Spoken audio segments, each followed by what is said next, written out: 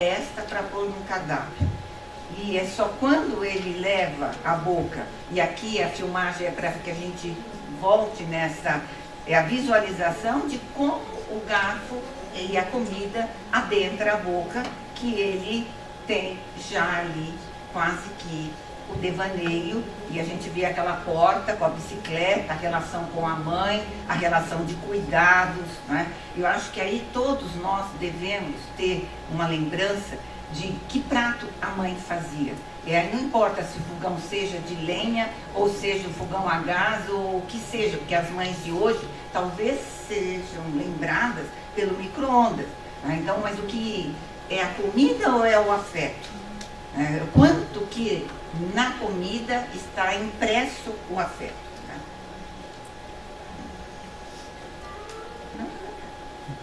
Então, o trabalho ele está explorando nos enunciados essas estratégias dos mecanismos de enunciação, né? E nesses mecanismos de enunciação, sempre vendo que estão plasmados no enunciado as escolhas estéticas dos temas, dos valores, então com um arranjo também da ética de determinada maneira.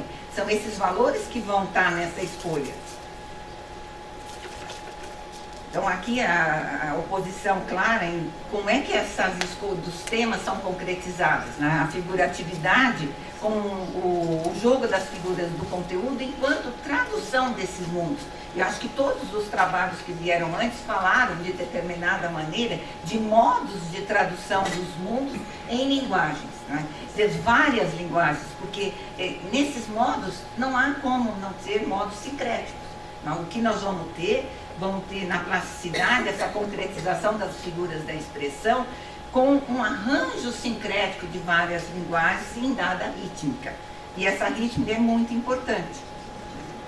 Então, essas qualidades sensíveis que compõem a tela do parecer, elas, né, são esse conjunto de qualidades que vão ser aprendidas nas diferentes estesias, táteis, gustativas, olfativas e auditivas, mas também em estesias que nós vimos hoje, que Rafael trouxe, como é que nós temos diferenças entre texturas que vão fazer sentido.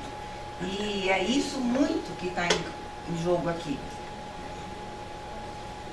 Então, as afetações impressivas, elas vão fazer sentido em ato. Não que há um apagamento da razão, né? Mas a razão, ela fica dominada pela sensibilidade. E essa sensibilidade, veja, ela faz sentido. Então, eu não estou esquecendo do lado aqui que eu vou ter no plano do conteúdo, que não está lá na figuratividade, eu vou ter os arranjos do plano do conteúdo, que eu vou ter de um lado, eu vou ter razão e ter sentido, eu vou reconhecer. Mas e os sentidos que eu não reconheço? É claro que aquele crítico, ele reconhecia o sentido do Ratatouille, mas era um sentido para ele já com estereótipo. Enquanto que a sensibilidade dele vai provar e ter uma experiência, não do estereótipo, mas da Ratatouille da mãe, né? Que é uma outra questão. Então, trabalhar, eu não tenho ainda a chave, mas eu tenho que trabalhar mais como é que essas ordens do sentido, elas são encadeadas. Aqui o Alexandre tirou um trecho meu que eu falo da sinestesia, mas o que eu estou propondo é que eu tenho os diferentes sincretismos, e aí eu vou ter tanto sinestesia, como eu vou ter coordenação encadeada dos sentidos.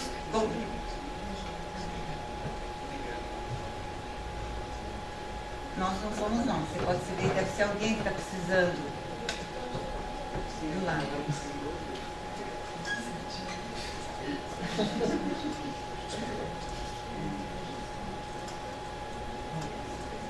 Então, ligando as afetações e os afetos à apreensão, eu acho que realmente está pelo arranjo da plasticidade que nós vamos ter esses afetos, que nós vamos ter modos de encadear, quer seja por sinestesias, quer seja por parataques. Quando nós fomos na experiência do Atala, ele fala pelo contrastivo. Então, quando ele faz as harmonizações, ele não faz pela similaridade, ele faz justamente pelos efeitos extremos, pelas oposições. Então, o que eu quero continuar investigando vai ser como é que nós vamos ter, nesse sincretismo da expressão, afetações que nos levam a tratar essa estesia de modo mais contribuir com as formas de apreensão. É só isso.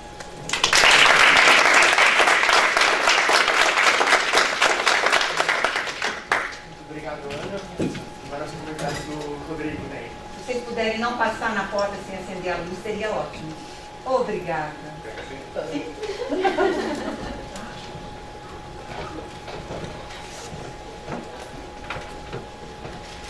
Bom, Ana terminou dizendo, não é só isso. Primeiro eu queria dizer, não é uma tarefa fácil estar nesse lugar, de comentar um trabalho da Ana, e ainda mais para um aprendiz que está um ano começando a estudar essas coisas, um semioticista em formação. A gente estava um dia no CPS, a Ana falou, eu passei pela porta, no falou, você comenta o meu trabalho? Eu falei, comenta, aí todo mundo olhou para minha cara, destemido talvez. Mas, Ana, primeiro, é um belo trabalho.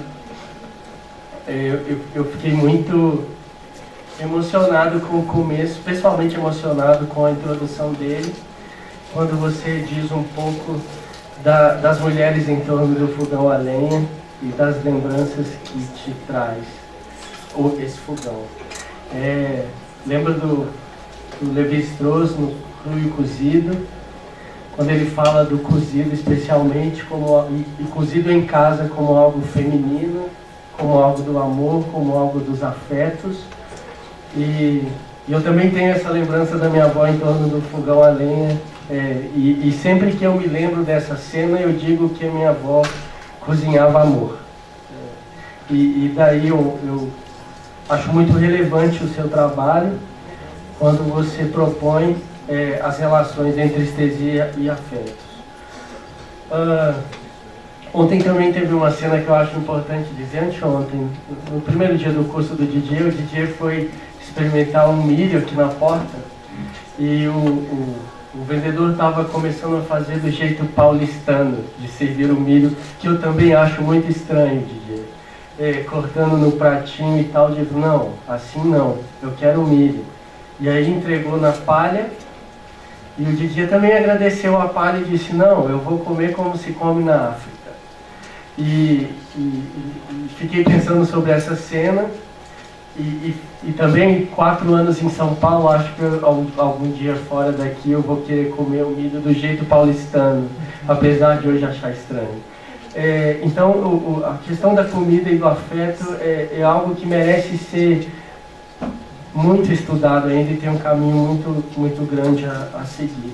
E as conexões que se estabelecem entre uma coisa e outra.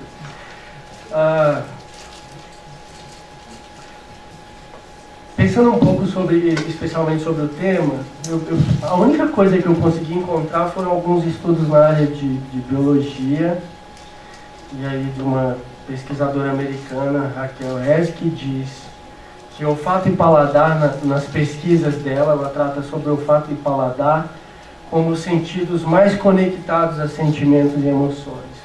Mas a gente precisa passar um pouco, como semioticistas, passar um pouco da questão biológica e entender todas as questões que estão envolvidas nesse reconhecimento, nessa volta do vivido. E aí, assim, como fiquei pensando que tipo de sugestão poderia dar para um trabalho como esse, de alguém que eu admiro, que tem anos de pesquisa nessa área, o papel dessa memória do vivido, assim, o que é que ativa isso mesmo, e não pensando como a pesquisadora neurocientista, mas por que o forno a lenha que não tem aquela madeira, talvez não seja capaz de trazer com tanta intensidade? Eu acho que isso é uma coisa que nos liga, né? Assim, quando é que de fato o arrebatamento acontece e por que às vezes você vai lá, experimenta uma comida que pode ser boa, mas por algum motivo ela não, né? Você diz a frase clássica, não é como a da minha casa, não é como a da minha mãe fazia. Então, Ana, parabéns e continue que a gente precisa dessa pesquisa.